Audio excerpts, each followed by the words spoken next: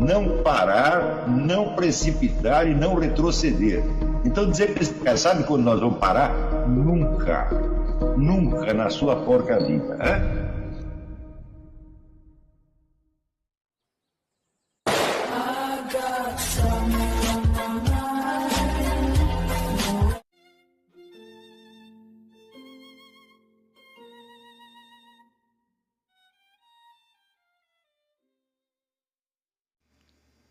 E aí pessoal, tranquilo? Então vem aqui antes do vídeo começar, pedir para vocês se inscreverem, quem não for inscrito, compartilhar, curtir, comentar. Quem puder seja membro do canal, que isso ajuda bastante.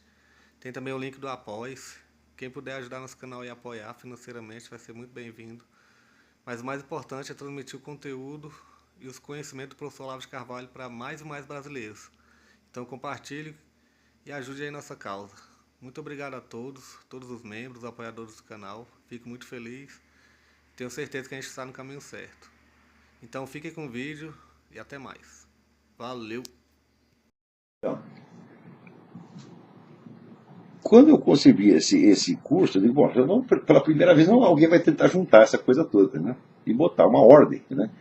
Quer dizer, o que é a atividade filosófica central e quais são as atividades, vamos dizer, internas e externas necessárias para que aquilo se realize. Então, este curso aqui ele vai fazer ênfase, claro que nas atividades internas, quer dizer, no conjunto de procedimentos cognitivos que são necessários para você fazer mais ou menos o que Sócrates fazia. Né?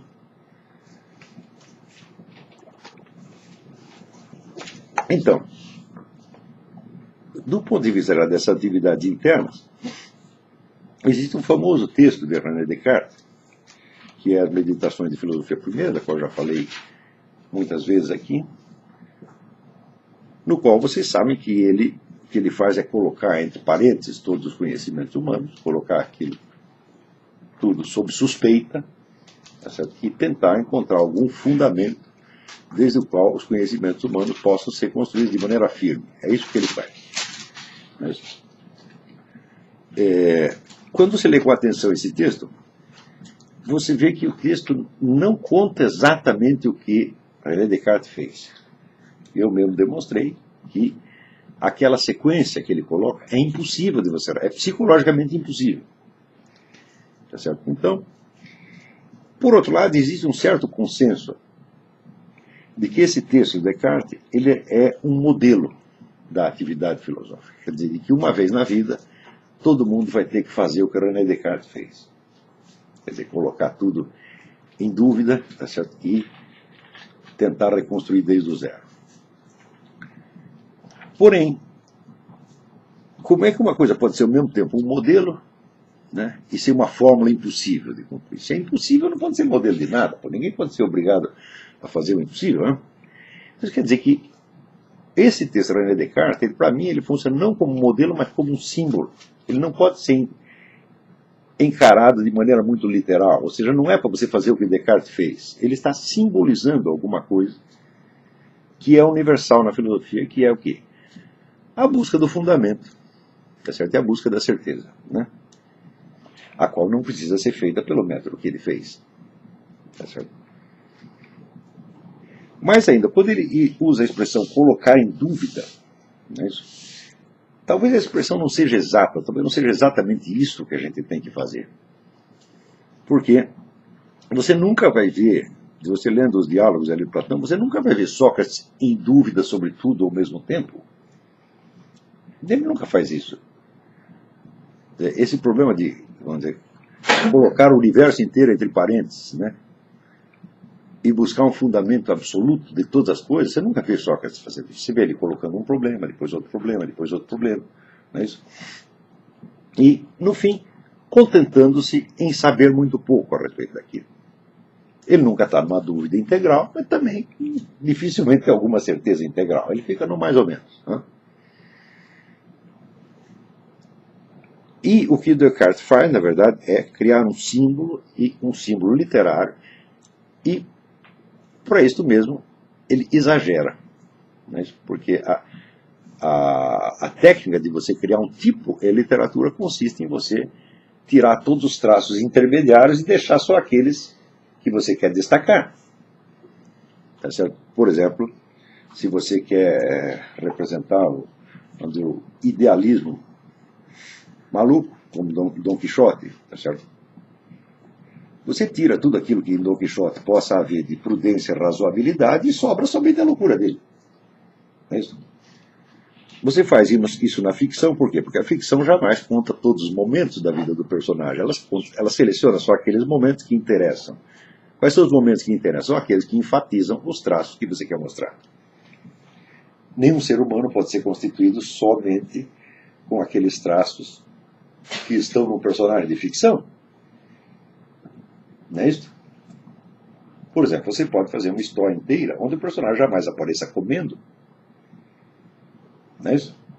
Mas nenhum de nós pode não comer. Tá certo? Então, se nós entendemos que as meditações de filosofia primeira de René Descartes são um símbolo literário, nós entendemos que ali o processo essencial da filosofia aparece de maneira simplificada, esquemática e, portanto, exagerada, sob a figura da seguinte forma: duvidar de tudo até que você possa ter certeza de alguma coisa. Nenhum filósofo faz realmente isso. Está compreendendo?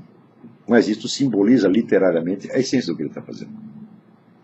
Tá certo? Então, quer dizer, não é para você seguir o método de Descartes, mas é para você entender que o que o filósofo faz é mais ou menos aquilo. Hoje vamos ver o que é o mais, o que é o menos. Então, supondo-se que você sabe que existem muitas ideias em circulação, que as pessoas têm opiniões sobre tudo, que existe um negócio chamado ciência, um negócio chamado religião, etc, etc. Pode chegar um momento em que você esteja na incerteza com relação a tudo isso. Certo? Então, daí você vai iniciar o que? A busca da sabedoria. Eu quero um conhecimento melhor, eu quero saber alguma coisa que tenha fundamento. Tá certo? Então, aí você entrou já no caminho da filosofia. Né? Só pelo fato de você colocar esta dúvida. Uma primeira modalidade, o primeiro modo que você pode ter de atender este anseio é você, por exemplo, tentar estudar lógica para você arquitetar melhor os seus pensamentos, ou para você poder argumentar melhor e poder convencer melhor os outros disso, daquilo, também se convencer a si mesmo. Mas isso não lhe dá garantia nenhuma de que você está na verdade.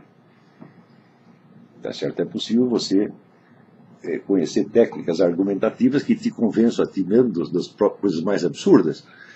Tá certo? Isso quer dizer que o puro domínio da lógica não vai atender a este requisito. Não é isso?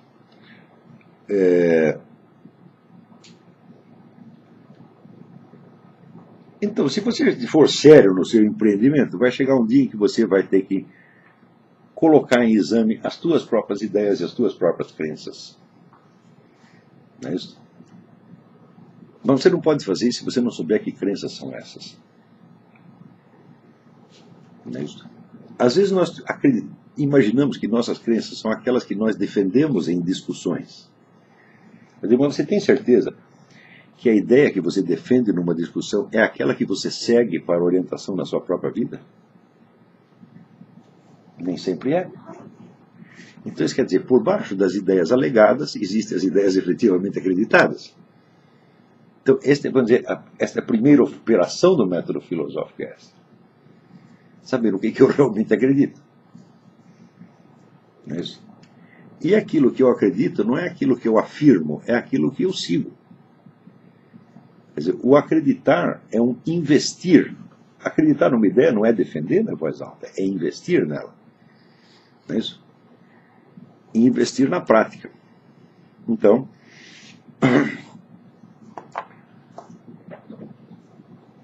por exemplo, se eu defendo que as pessoas devem agir desta maneira, mas na prática eu faço outra coisa, então é claro que é nessa outra coisa que eu acredito. Porque é nela que eu estou investindo a minha vida, ao passo que na outra eu investi apenas palavras. Então todos nós temos isso. Temos que a lição número 1 do método filosófico. No que você acredita e no que você acredita mesmo. Mas a dificuldade para você fazer isso é imensa. Você distinguir crença e opinião? Podemos convencionar, chamar de opinião aquilo que você defende e crença aquilo que você segue. Tá certo? Você examinar criticamente as suas meras opiniões é perda de tempo, porque você não acredita nelas mesmo. Não é isso? Mas as suas crenças efetivas, é importante examiná-las porque você as segue. É a sua vida que está em jogo ali.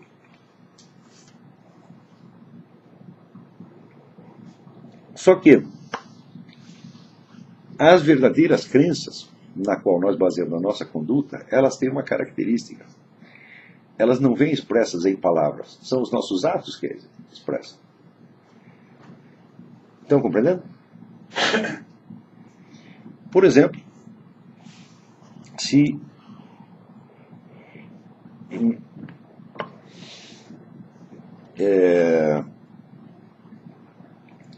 eu vejo um dinheiro em cima da mesa, em vez de perguntar de quem é, e enfio no bolso.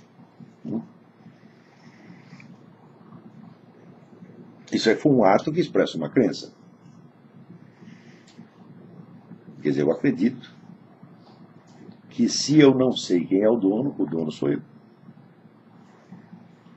E se eu perguntasse, alguém poderia dizer quem é, eu já não pergunto. Então, isso é uma crença efetiva. Muitas das nossas crenças são vergonhosas, são humilhantes, nós não podemos declará-las em voz alta. Como jamais as declaramos em voz alta, nós não sabemos expressá-las em palavras. Não é isso? Então, veja, como é que você pode querer ser um filósofo se ele nem sabe no que ele acredita? Então, por aí você começa a ver que o estado da mente da maior parte das pessoas é um estado tosco. Não tem a menor ideia do que estão fazendo. Né? E este é o ponto de partida. Nós começamos a estudar e todos nós estamos assim. Então nós somos um bando de idiota. Nós aqui dizemos uma coisa, acreditamos em outra.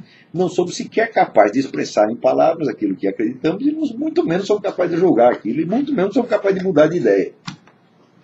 Então, isso significa que não temos o menor controle da nossa conduta.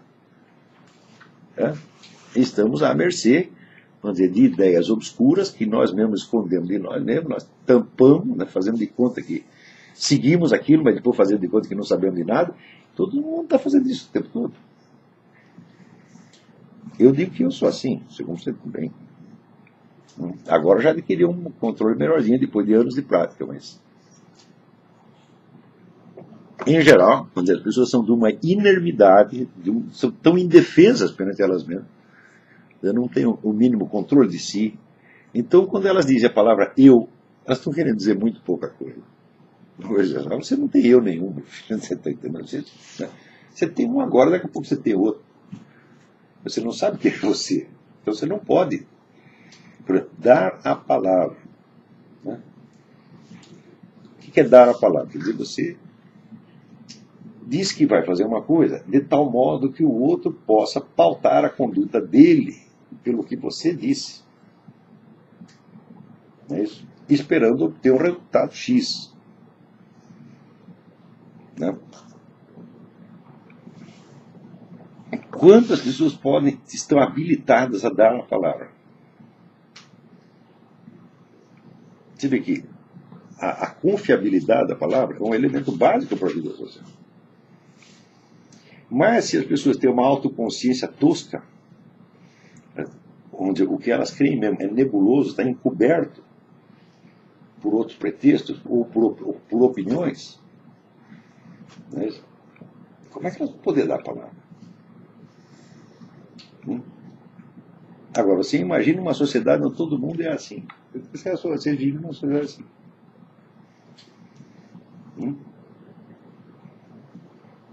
Você vê que é um meio muito inseguro. Né? Você nunca pode confiar em nada. Então você se acostuma. Aos poucos, se você vive num lugar todo mundo é assim, aos poucos você se acostuma com a total insegurança. E acaba achando que aquilo é a vida humana, normal. Mas é claro que não é normal isso aí. Está entendendo? Então, quer dizer, no primeiro passo para a autoconsciência, que é declarar para si mesmo, vamos ver no que eu realmente acredito, aí você já tropeçou. Começou mal, né? Daí até o domínio mesmo das questões filosóficas essenciais tem um longo caminho. Quando você percorrer esse caminho durante algum tempo, chega um dia em que você pode olhar no espelho e dizer que eu sei quem eu sou. Eu sei o que eu posso esperar de mim. Eu sei o que eu vou fazer. Eu sei o que eu não vou fazer. Eu sei até onde eu posso confiar em mim mesmo e sei até onde não posso. Entendeu? Então daí você tem o domínio de si. E o domínio de si é a mesma coisa que a consciência de si. Consciência de si não é só você saber alguma coisa. Tá certo? Porque como você não existe apenas como ideia, mas você existe como uma realidade, como um ser agente. Tá certo? A consciência de si significa você ter o controle de si, da sua situação. Você poder ser efetivamente o sujeito dos seus atos. Não?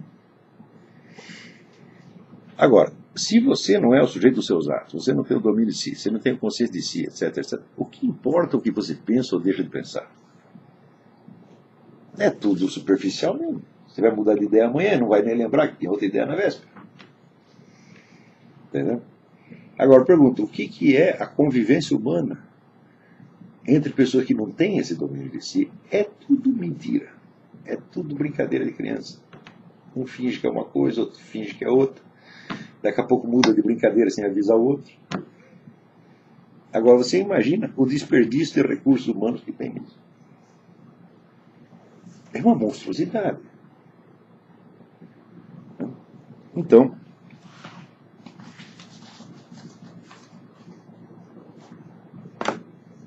nós, pela primeira vez, nós estamos colocando aqui, seriamente, o problema da busca da verdade.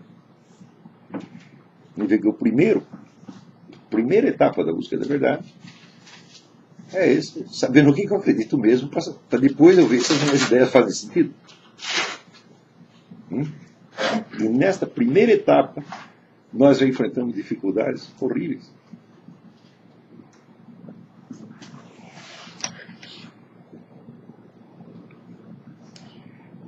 Agora, é claro que cada vez que você consegue se exprimir a si mesmo e dizer uma pequena verdade a seu próprio respeito, você ganha uma energia, você ganha uma força, você ganha um domínio sobre si.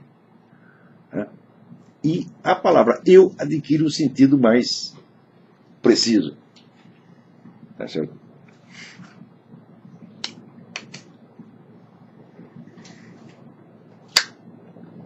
E quando eu falo domínio de si, não quer dizer que você vai poder fazer tudo o que você quer fazer. Porque a base do domínio de si é, inclusive, você saber quais são os limites, é você saber aonde você não tem domínio. Ou seja, eu posso me controlar, portanto, eu posso garantir a minha reação em tal qual situação. Mas tem umas outras, essa aqui eu não sei. Está entendendo? Professor, e é evidente que a busca dessa autoconsciência é comparável, a envergadura disso é comparável à busca da iluminação. É uma coisa para uma vida inteira. Você chegar a um ponto... Quer dizer, você vai é uma vida inteira, mas a busca tem que ser feita toda de uma vez. Esse aqui é o problema. Não é uma coisa que é feita por etapas. Você está entendendo? É como... Quer dizer, cada vez que você coloca uma questão dessa, vocês... Ao colocar isso, você já colocou a questão filosófica mais séria que tem. Não tem gradação do mais fácil para o mais difícil. No primeiro passo que você já deu, você pode mas isso já é o mais difícil. Né? Se eu resolver isso, praticamente já resolvi tudo. Você está entendendo? E bom, mas o que vai acontecer é que você vai descobrir, dentro dessa questão, você vai descobrir outras camadas e outras nuances mais, vamos dizer, mais finas. Tá certo? Mas a lição número 1 já é a mais difícil de todas.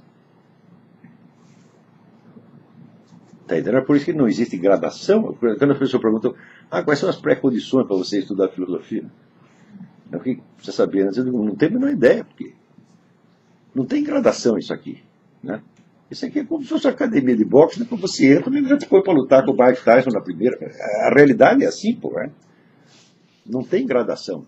Porque gradação suporia uma situação escolar. O que é uma situação escolar? É uma situação teatral. Numa escola de criança, nenhum dos problemas que eles vão lidar são problemas da vida real. É tudo fingido, é tudo brincadeira. Então você cria um modelo de situação para as crianças imitar, né? Para elas aprender a esquemática do negócio. Em filosofia não dá para fazer isso. Porque para fazer isso, você teria que fazer uma pseudo-filosofia que imita a filosofia. Né? Quando, na verdade, a filosofia consiste precisamente em você se esquivar das pseudo-filosofias e você praticar a filosofia de verdade. Então, não existe filosofia imitativa. Por isso que eu sou contra ensinar filosofia para criança. Isso não é possível. Essa é uma atividade que tem que ser plenamente responsável desde o primeiro momento. E, portanto, só adulto pode fazer isso. Não pode fazer de mentirinha. Porque se eu quero saber o que eu penso mesmo, mas eu quero saber de mentirinha, eu não quero saber o que eu penso mesmo. Não é simples entender isso aí? Então, desde o primeiro momento, a atividade filosófica tem que ser uma busca da verdade. Mas bem, mas que você vai procurar não são verdades universais, não são verdades sublimes. Né? É a verdade mais direta e material que está aí, que é a sua vida mesmo, pô. Né? E se você não quiser fazer isso, você quiser saltar, mas vamos para questões filosóficas, mais, né, importância, a questão do ser, a questão, né, da linguagem, etc, etc, etc. O que tu está fazendo é uma palhaçada. Aí é a filosofia de brincadeirinha, que é o que se faz nas universidades todas. Né? E tem gente que paga para fazer isso. E tem gente que recebe dinheiro para fazer isso. Eles são todos vigaristas do primeiro ao último. Quer dizer, se não houve, você pode falar o que quiser de René Descartes, ele pode ter todos os defeitos do mundo, eu vejo um monte de defeitos dele, mas que ele se colocou o problema filosófico sério, ele se colocou. Está entendendo? Como Sócrates se colocou também. Mas, bom, então, a filosofia começa quando você quer um conhecimento mais firme. Você quer subir um patamar na escala de certeza. Não é isso? E quando você quer alcançar não uma ideia melhor que a dos outros, mas uma ideia melhor do que a sua. Porque melhor que a dos outros não resolve nada. Eu, por exemplo, eu posso derrubar suas ideias todas numa discussão e eu continuo na incerteza. Eu provo que as suas ideias estão erradas, mas eu não sei a certa. Então não resolve nada. Eu tenho que arrumar uma mais certa do que a minha mesmo. Está entendendo? Quer dizer, eu quero ir de um patamar de certeza no qual eu estou para o outro no qual eu mesmo vou estar. E eu só vou fazer isso se eu não estou satisfeito com o que eu penso agora. Quer dizer, se eu reconheço que eu estou na incerteza sobre isso, mais aquilo, mais aquilo, mais aquilo, tá certo? Então, o que eu estou querendo não é contestar a ideia dos outros, mas arrumar uma ideia melhor do que aquela que eu tenho agora. Não é isso? Oi. O que você está falando fica evidente que uma atividade filosófica é cognitiva, individual, que depende de uma necessidade interior. O sujeito só vai fazer se ele quiser não fazer, ele só vai querer se ele precisar disso aí. Isso me lembra um pouco, por exemplo, quando o Rilke está falando sobre o poeta. A questão da necessidade que o poeta tem. Ele tem toda a razão ali. E aí chega naquele momento em que ele diz: se você puder viver sem escrever, não escreva. Mas claro. Que é justamente a questão de, se você não tem a necessidade interior, não faça. E o ensinar isso seria conseguir transmitir essa necessidade interior. Sem sombra de dúvida. Agora, no caso, quando ele está falando, a necessidade do poeta, ela é por natureza uma necessidade expressiva. Né? Quer dizer, o poeta tem certas experiências interiores, que se ele não encontrar o equivalente verbal daquilo, ele fica desesperado. É como você ter um sonho mal, uma alucinação, e você precisa contar aquilo para aliviar. Quer dizer, a verbalização, você transforma aquilo num objeto verbal, você se livrou daquilo. Então essa é a necessidade do poeta. Né?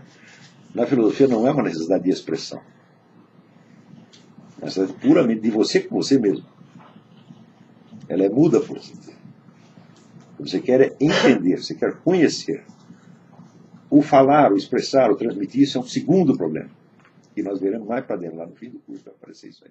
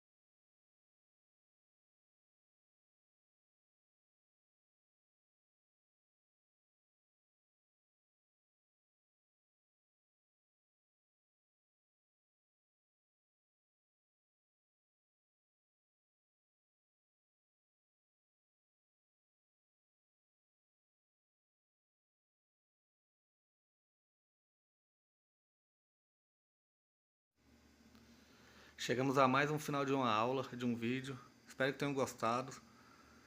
Quem não se inscreveu ainda, se inscreva, compartilhe, comente. Ajude o nosso canal, apoie, seja membro. E ajude o nosso canal a chegar a cada dia a mais brasileiros que precisam muito do conhecimento do professor Olavo de Carvalho. Então é isso aí, fique com Deus, até o próximo. Valeu! Então é isso aí, pessoal. Que é o nosso canal. Que são alguns livros que eu já li. A maioria foi doação, mas alguns eu adquiri, professor Olavo de Carvalho. Alguns livros se perderam aí que eu emprestei. Professor Alexandre Costa. A Bíblia Sagrada. 10 lições sobre Karl Marx. Indico a não ler esse livro, que é muito ruim mesmo. Alguns pensadores aqui que realmente, como o professor Olavo de Carvalho disse, não são pensadores. Valeu, tamo junto aí. Apoie nosso canal, seja membro.